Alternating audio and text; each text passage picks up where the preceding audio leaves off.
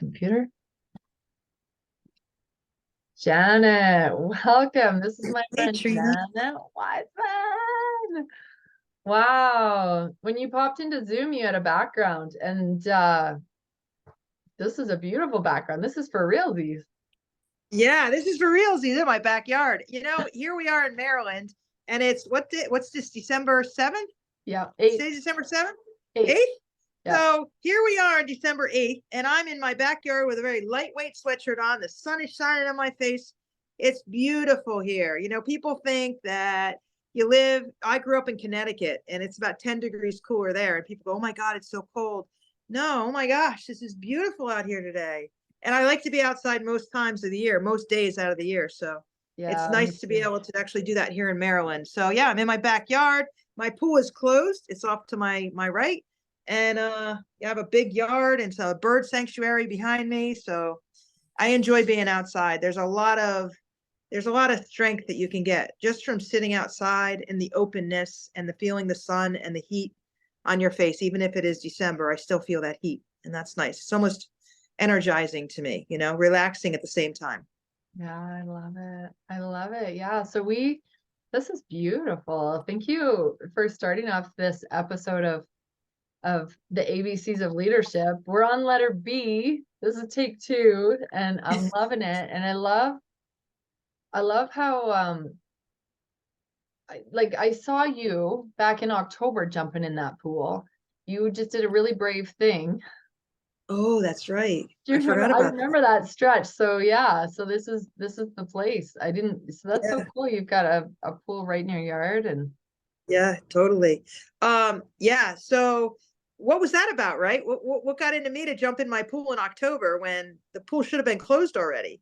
yeah. So being uncomfortable is where you grow. And it's hard to put yourself emotionally in an uncomfortable place. Like it's not natural to go, I'm going to step into a fire or run into a building on fire, right? It's just not natural. Most people run out, they don't run in. Yeah. So emotionally and physically, you don't choose to do those things. But when I saw my pool and I saw someone on Facebook saying, what can you do to stretch today? And this person was like, I'm going to jump in my pool. And I was like, wow, is she really going to do that? And I thought, what's the purpose behind that? And then I thought to myself, well, the purpose is to put yourself in the uncomfortable zone Mm, because we change when we're uncomfortable. And if we can be brave enough to jump in an ice cold pool, if we can be brave enough to do that and take that step and take that leap into a cold pool, then I don't know of anything else that's more challenging than that because it's pretty cold. It was pretty cold. And I did it with all my clothes on because that's how cold it was outside. I had shoes, sneakers on, a sweatshirt on, jeans on. I said, I'm going to do it. I made up my mind in my head. And I said, if I can do this uncomfortable thing, I can do anything. And it did. It worked that way. I said those words to myself, but that's how it really works. You make a choice, you do it. You have to almost discount the negative thoughts in your head that are saying, mhm. don't do this, it's stupid, don't do this, it's not smart, don't do this, it's not going to be comfortable. And you go, what's not smart about it? What's the worst that could happen? So I don't think I could catch a cold if I jump in a cold pool and then go and take a hot shower. It's just a shock to your system. Heck, how many times have we seen on Facebook people getting into an ice cold bath and sitting there for 3 minutes? Have you seen that, Trina? I've seen, yeah, I have a friend. I remember like last year or the year before, she was sending me pictures of getting into an ice bath with like ice cubes for I health purposes on a regular basis. And then when I was in Austin, there was this guy and he was talking all about the benefits of cold water. So Yeah, I right. don't So do know. you remember any of them? The Um, benefits? Not really, just like maybe increased circulation, a shock to your immune system to trigger it to activate. Yeah. Yeah, it puts your body into a different state, I think, where you burn the fat out of your body, you burn the fat cells, and so it's a circulatory thing it changes the how your body, I guess, reacts during the day. I haven't done a lot of research on that, but I didn't do it for that reason. If you can do things that are uncomfortable, if you can do that, and if you can do something tomorrow that's uncomfortable and today that's uncomfortable, you'll be more comfortable with the uncomfortable. And then when you have to make a decision, that you go, that's pretty uncomfortable, you can think back and say, how many things did I do in the last 30 days that were uncomfortable? This is a lot less uncomfortable than that. That is so interesting. A friend of mine sent me a podcast this week. It was with Jordan Peterson, another lady, I think Ellen was her name. And they were talking about how like just like mindfulness, it's like when you set the expectation of like, oh, this is the way things are, then people set up their minds like, oh, well, this is the way they are. And so then they like, it's like their minds shrink to the possibilities. But if you just like switch the language just a tiny bit to, Exactly. oh, in some, in most cases, we observe that this is the case. So now you're not making it an absolute, you're just switching the language. And to me, I think that's just opening up your mind to the place of possibility, right? It's like, Right. then because and the reason I relate this back to what you're saying is because when you do the uncomfortable things, it's like it's our expectation of it being uncomfortable that makes it uncomfortable. Exactly. Exactly. It's your expectation of it. And then you realize it's not so bad after all, right? Yeah. Trina, I've had a lifetime of this. Go ahead. Well, and they said that too. It's like if if you expose somebody to something that's fearful, that like their greatest fear, and you just like unexpectedly put them in that situation, now you've just compounded it. Right. They willingly go into that same exact situation, same intensity, prepared and like willingly, now you've overcome the fear, right? Isn't that interesting? It's not the experience, it's your mental state. It's everything in your head, right? It's everything in your head. And sometimes you'll watch TV and you'll watch yeah, like Evil Knievel do these crazy stunts. And it's all up here, you know. Bruce Willis doing all his crazy stuff on the TV, on the movies. It's all up here. If you believe it, you can do it. If it's to be, it's up to me, right? If I can do it, then I believe I can do it, then I will do it. Doesn't matter what Okay, it is. I want to hear more because you said you've got a lifetime of these. Tell us some stories. I do. Oh my gosh. They come in phases in my life. So, growing up, I never wanted to follow the norm. Like I haven't prepared any of this, so I'm just going to shoot from the cuff here, just to be You have authentically decades honest. of preparation. It's all good. I do. Yeah, unfortunately or fortunately, right? It's all done for me. When I was growing up, I never fit into a mold. So what I mean by that is in my mom's eyes, right? I in order to make my life easy, I should have been very feminine, like my sisters. Wear dresses and longer hair, and you're laughing. It's just not Janet, right? So I couldn't be like that. Tomboy, I'm like, oh, I totally sourced this. Like, I was hanging out with the boys, like with the short hair. Keep going. I want to hear more. I want to hear more. Yeah, so I played little league softball, baseball, football, kickball, all the stuff, right? All the boy stuff. Cool. So I grew up like that, and my mother was like, your life's gonna be harder if you don't fit in. So I really want you to fit in because it's gonna make everyone's life easier, including my own, meaning Oh, hers. And so when she would introduce me, people thought, I had my baseball hat on backwards, I got cut off shorts on, I got a t-shirt on, I got these little muscles popping out of my arms, I'm like all happy. And my mother's like, this is my daughter. This is my daughter, Janet. She would really exemplify that word. And I thought in my head, wow, she's telling me I'm not acceptable with how I look. What am I going to do about it? Well, I'm going to reject the information and I'm going to do my own thing. Now I became responsible for myself and I became a very difficult child, right? So right my off the dad, bat, my parents are gonna love watching this. It'll explain my whole childhood for them. Yes, keep going. Love it. so it started there and I just carried it on where I made my own decisions and I grew up thinking I didn't need anything except a roof over my head, food on the table, and transportation. Those are the only three things I needed. And I became a very difficult child because I wouldn't feel accepted. But the truth of the matter is, I wasn't accepting myself totally. I was defending myself to everybody like I was trying to defend something that was broken. So I flipped it around. I got to flip it around, look at it from another perspective. And now, as I went through life, if I wasn't brave and doing all the sports that I wanted to do, even though I was told you shouldn't do it, if I wasn't if I wasn't not choosing to wear a dress, I didn't choose to be in a sorority in the college I went to. I chose athletics. I chose jeans and t-shirts. I chose to be in all the sports I could be in. I chose to have short cropped haircuts. No feminine characteristics about me at all. Yet I was rejected, and I had to be brave to live my own life, to stand in my own feet, until I realized I get to be who I am, and I get to accept me for who I am. And that was the bravest thing I did. Then Wow. I got married. And when I got married, my husband put me on a pedestal, loved everything about me, including my flat top haircut. Got pregnant twice, had 2 kids. My kids and I were playing everything together. I mean, they had basically 2 dads the way I was just playing with them. It wasn't let's go shopping. It was like, let's go play ball. So that all worked out really well until I got divorced. And then when that happened, I had to be really brave because I didn't want it, but I wanted it. I knew it was the right thing. Abuse was very heavily in the picture, and I was lone wolfing it. I wasn't telling anybody. And so I had to make the hardest decision of my life and ask for help. And I knew I had to ask for help because I couldn't live like that anymore. And I ended up in a courtroom getting an ex parte order, and I wanted to walk out.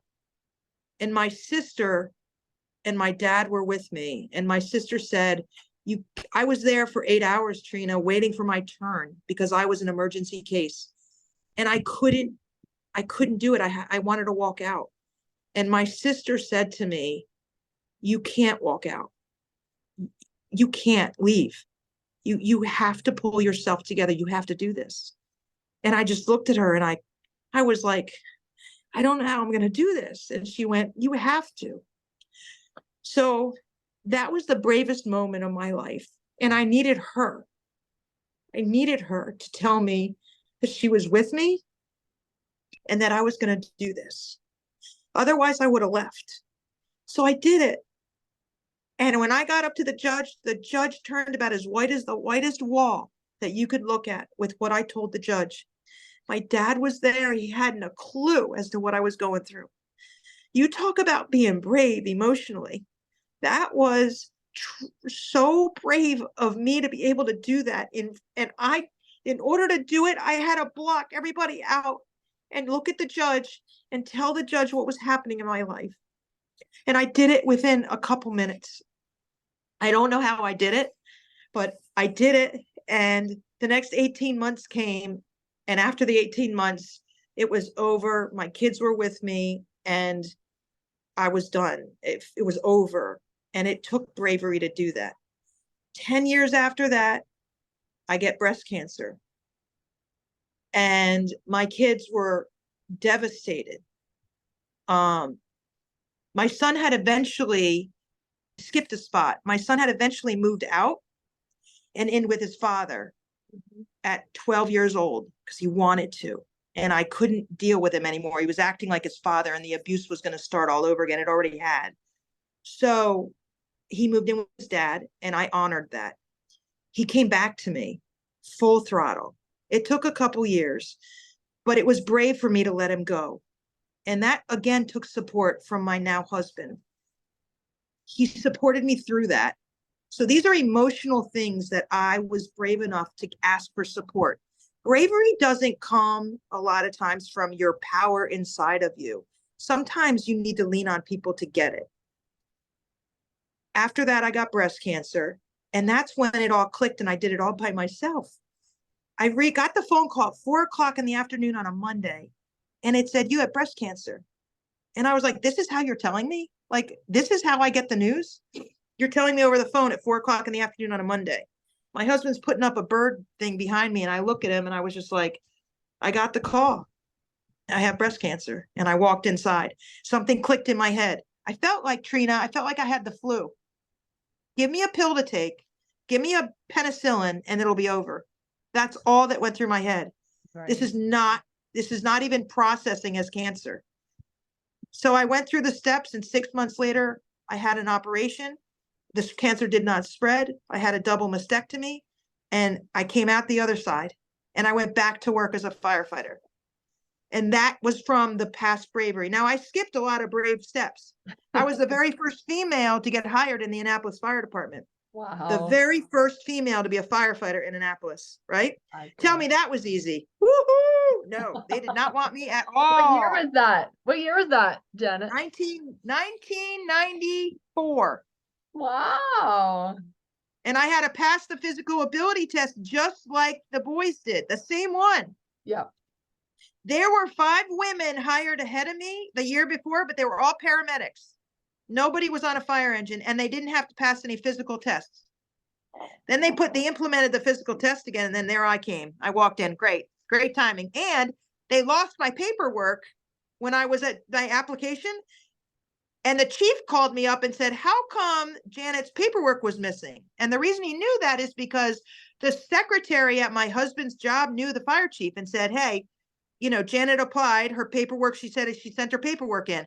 And he's like, I saw the paperwork, but when it came time to send letters out for the physical ability test, my letter was never sent. Isn't that funny? I never got it. So I was like, what's happening here? How come I didn't get notification? So the chief said, there's a makeup scheduled day on such and such a date and time. Show up. I was like, okay. And I passed the test. And all these guys were trying to take the test and they weren't passing it. And I was like, uh-oh. But I was bodybuilding at the time. So I was ready. Yeah. And putting on all that gear it was like 100 degrees outside, 80% humidity, and I had all this fire gear on. Now, fire gear insulates your body because when you go into a fire at 300, 400, 500 degrees, it's got to protect you. Yeah. So think about the amount of insulation that is. And now you're out in the humid environment with all this stuff on. It's hot. Right. And I was able to do the whole thing in 9 minutes or less. And I passed and I got hired. I passed all the other stuff easy. So anyway, that was brave just to take that step and become the very first firefighter. I have now since been on committees with female firefighters and paramedics from the city, and they now thank me for blazing the trail. When you're going through it, Trina, you don't feel like you're blazing any trails. No. You feel like you're fighting for every tooth, nail, and hair. But you look back on it and people go, thank you. Thank you for what you did. So it's nice to look back on your life and say, you know what? I'm glad that I was brave enough to take to ask for help when I needed help and to take the steps that I needed to take when you can process that it's the right time to take to make the steps that you need to take. And you do that by little bits at a time, putting yourself in an uncomfortable situation and then doing it. And when I had done that as a child, I think it was done for me because I built up to where I could do it as an adult now. So I'm not sure there's anything in my life that I'm not going to say this totally, but I haven't found any obstacles so far since my cancer that I feel like I couldn't be brave enough to handle. And they're emotional and physical, I'm thinking. So that's a pretty big thing. I mean, I rode my bicycle across Iowa this past summer. That was a challenge. That's a physical thing that you go, why would you do that? Right. But you do it because it's a challenge. Yeah. Like, why not? It's a challenge, awesome. right? Yeah. Yeah. And there was a lot of people doing it. It was an event. And some people did it for a day and some people did it the whole week. I did it the whole week. And it was such an emotional finish to it for me because you set your mind to something and you do it. And that's part of bravery too. Like bravery is having courage, I believe. Yeah. Right. And it could be mental, physical, emotional, but you have to believe in yourself and have courage enough. So how do you get that? Right? How do you do that? How do you become courageous? Well, the Bible uses the word courageous how many times? That's my word, courage. Be strong and have good courage. Fear not, right? Right. Yeah. So how does that happen? How do you build courage? How do you think? Like I feel like I've built courage by seeing others, right? Like I trust God, I listen to inside myself and I do things that other people question me about, but I do it anyways just because I can feel like it's the right thing. In your heart. Yeah. It's like for me, it's like when I was like I remember, because like I grew up, uh, when I was 18, I decided I wanted to go. Well, it was before that I had found out about it, but I was able to do it when I was 18. And it was this high school on a tall ship. I probably found out about it when I was 14, 15, 16. And it was Yeah, this little tiny ad in the back of this Canadian Geographic magazine that was love like it. a picture of a ship and class afloat, and you can go on this. And I was like, Mom, I want to do this. And she's like, it sounds great. I don't see how I could help you with that. And so I just had decided after what I did is I turned 18 right in June of my grade 12 year. So I graduated and then I worked for 6 months and then I signed up for this January semester and I did it. And I think that gave me a lot of courage of being able to set a goal and know that I could achieve it and do the hard thing. Cause like it's so funny too, because even looking back, like I was a tomboy. I don't remember being like oppositional with my dad, but my dad, like recently, he's been like, yeah, Trina, I was scared to say anything to you because whatever I said, you do the opposite. And I'm like, what? No, I'm sure I was so innocent. I'm Yep, like, that was me. That was me. Just like no, me. like I guess I was oppositional then. I've edited that part out of my memory. I was just doing whatever I felt like doing. Anyways, so I guess maybe the bravery started there. And going back, I just want a presence too. Well, just something I want to say about that because I remember, so they signed, I was a young kid and they signed me up for brownies. And then I'm like, Dad, I don't like doing brownies. That's sissy. So he's like, well, how about you come join my scout troop? Because he like was in charge of the Boy Scouts and I was the only girl in the Boy Yes. Scouts. And Oh, that's awesome. uh, so that's funny, because it's funny now I've been reflecting on it because I see how I see like I have a heart and a ministry for men actually in the space that I'm in my life. So I'm reflecting back. I'm like, yeah, this is like from way back. I was hanging out with the guys, right? And but I just want to go back to the bravery of my ancestors. Like just looking at my grandpa and just how he was a go-getter. He was just, he would just do like really brave things, like set up things that you didn't even he set up a grazing co-op back, like it was $1 million land purchase back in 1962. And he had this vision for a cooperative and not just for himself, right? And parts of the story I didn't even realize until recently, like within the last month. I sat down with my uncle and he was like, yeah, his dad, so my grandpa was just like that. Everybody would tell him like, why are you trying to worry about everybody else? Like just worry about yourself. But he had this vision for building cooperatives and he wouldn't just give up on it because other people told him it was stupid or that he should just only think There about you go. himself. Like he had this vision for building this grazing co-op because he's like, well, like these farmers need a place to graze their cattle in the summer when the crops are in the fields, right? Right. And then the cows can come back in the fall. And so it was $1 million back then in 1962 and it was hard work. And he wrote a book about it before he died. He hired an author to write it. And I'm so grateful because that book has been like it's been like right there beside me of like, how would I, Oh, if I wanted to do $1 million deal or put together a cooperative, like what wisdom did my grandpa impart that, what little clues did he leave behind? And it was really cool because, like in our leadership, you and I, like we were watching the movie Gandhi yeah, I and, saw it. and that guy just, just deciding like, I'm not going to put up with things that aren't right. And I'm not going to fight you about it. I'm not going to hurt you, but I won't do the thing that's not right. And it was really cool because when I was reading this book just in the last month, I flipped open that book and started from the beginning. And it was like in 1978, the year that I was born, it was a bumper crop. And um, so the guy from the local Canadian Wheat Board had said, "Oh, you guys, you farmers, you can put the extra grain in the wheat elevator because just to keep it off the ground." Well, then somebody in the upper echelons of the Canadian Wheat Board decided that was, oh no, you can't do that, and we're going to fine you all $300. Well, instead of paying the $300, my grandpa engaged in a 4-year court case to take on the CWB over $300. But it was a principle, like, it reminded me of Gandhi. I was like, yeah, he wasn't going to stand up for the thing that wasn't right. And it didn't matter if it was cheaper to just pay the $300. He was brave. Wow. And so that, it's kind of, I think there's elements of that are just kind of in my blood. And, Yeah, and you have to be the first.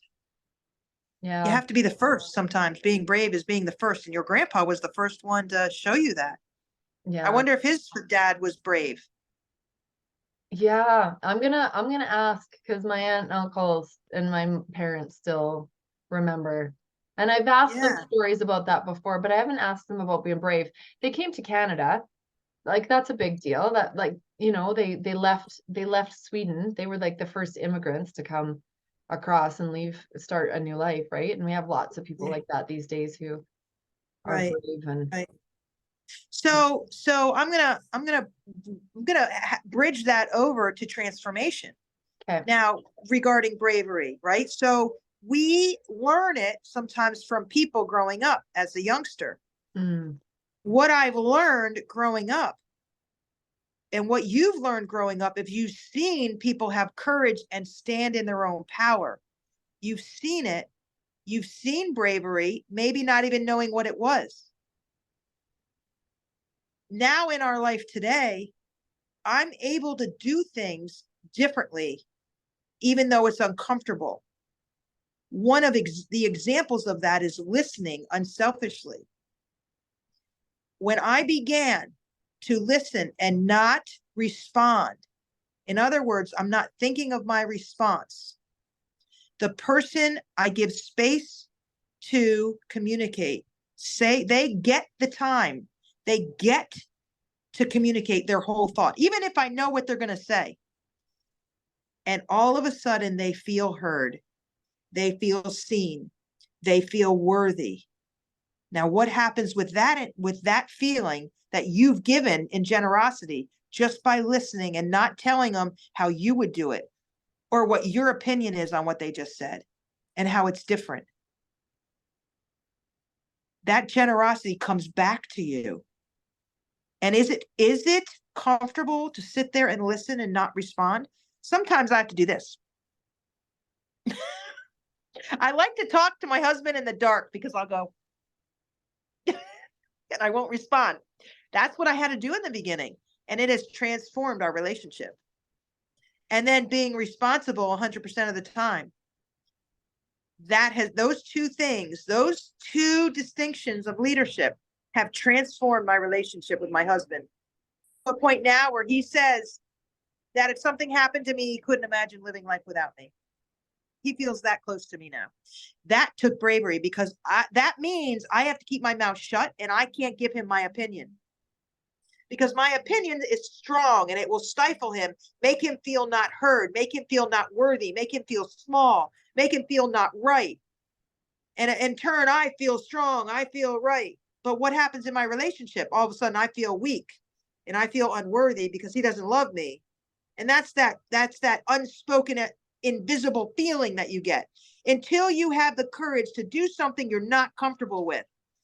Do your research, figure out what lands with you, and do that one thing. For me, it was listening unselfishly and being responsible 100% of the time and not blaming everybody for everything. No excuses. Don't blame. I don't blame anybody for my upbringing. I don't blame anybody for my divorce, except I'm responsible for it. I sourced it. I took control of the situation and I stepped up and I moved through it with grace. I'm here standing here and I'm like, I have transformed my relationship with my husband. And I never thought it would happen. I did not think that our relationship was going to be strong enough. And I was like, I'm going to stand in my power. And there were two situations in the recent past where I never used to stand in my power because I was afraid. I was afraid he'd get upset. And then I went, if he gets upset, it's on him. I can't control that. As long as I'm generous and kind and loving and supportive with my words, if he chooses to let it trigger him, then that's his choice. It's not personal. I love And that. there were two situations, and one of them was in a leadership program that I came out of the leadership training, and I had asked him to take care of the puppy. You saw him here a little while ago, right? Yeah, yeah. I asked him to take care of the puppy, and it was 4 days of leadership. And I said, I can't have the puppy in the room with me. Puppy, he's 100 pounds, but he's still my puppy. So I said, are you good with taking care of him and making sure that, he doesn't come in the room with me? He said, yes. 2 days into it, he did great. The third day, before the third day started, the night before the third day, he said, I'm going to go to work. I'm going to do a part-time job. I'm back around 2 or 3 o'clock Eastern time. I said, that won't work. How are you going to take care of the puppy when I start at 12 noon? Oh, it's only 2 or 3 hours. Instantaneously, with love, I said to him, I feel unheard, I feel unworthy, and I feel like you're not respecting me. I asked you 3 days ago if you could take care of the puppy for 4 days, and you said yes. And now you're telling me you can't. Now I can't trust you, and I feel very disrespected. And I turned around and walked away. I didn't need to lecture him on what to do. I didn't need to lecture him on anything. What happened? He took the puppy to doggy daycare for the day, even though he didn't have to. He took care of it. Never had to say another word. He respected me for speaking up. The second time was in an airport about a month later. And there was a misunderstanding between his supportive style and my analyzing, controlling style. And there was a misunderstanding where he thought somebody was doing something, and I thought or interpreted something else. So I followed through with my thoughts and my beliefs on what was happening, and I got through the situation, and it was smooth. He, in turn, pulled me aside and said, what did you just do? Like I was a child. And I turned to him and I said with love, please don't treat me like a child. I'm not your child. I'm your wife. And we could talk about this later because I think we have a misunderstanding of what we both saw. And he went, okay. And we talked about it later. And guess what? He apologized. Yeah. And those are the first 2 events that I would have never stood up for myself because I was scared.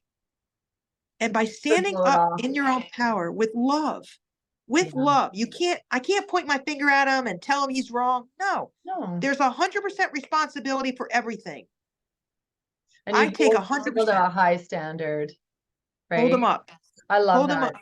Yeah, thank you so much for sharing that, Janet, because I feel like I'm growing in that, like those points of being able to speak up, like, like just to, and be able to create boundaries, right? Like that's actually a gift, and it actually strengthens relationships. We stay quiet because we don't tell people how we feel because we think that we don't want to make it a big deal, but sometimes that's appropriate. Like sometimes it's just our own thing we get to work on. And sometimes the best thing is just to be vocal in kindness and love about what's actually going on so that the other person knows how their actions are being received, and then you can make a decision about how to move through that. Yeah. And one of the hardest things to do is ask for help for some people, right? I learned that it's a lot easier if you ask for help. That's what I learned. So if I need the help and can't do it myself, then I will speak up. There's a book out there. I want to share this with you. We got 2 minutes. We got 2 minutes left on Zoom. Oh gosh. All right, hold on. There's a book out here that's a child's book, and I want to share it with you because it says in there the hardest thing to do is ask for help. And this is what is that backwards or can you see that? No, it says the big something from the horse. No. The fox and the horse. The boy, the bull, the fox and the horse. Okay. Yeah, that's it. It's a child's book, and it's about an author who was just writing and drawing pictures and putting them in the post office. And somebody said you should make a book out of this. And it's a child's story about all of the things that you get to learn as a kid. And one of the things in here is one of the hardest things. The boy talks to the mole, the fox, and the horse. And as he's talking to the mole, the fox, and the horse, he's asking them questions about life, all the stuff parents are supposed to teach their kids. And it's a child's book, but it's written in his scrappy kind of writing, you know. Oh, cool. So it's an awesome book. And if you really want to learn how to be courageous, this is a great read. And it'll take you about 20 minutes to read it. It's a great book. Cool. So thank you, Trina. Thank you so much for sharing your story about bravery. I love it. It's so beautiful.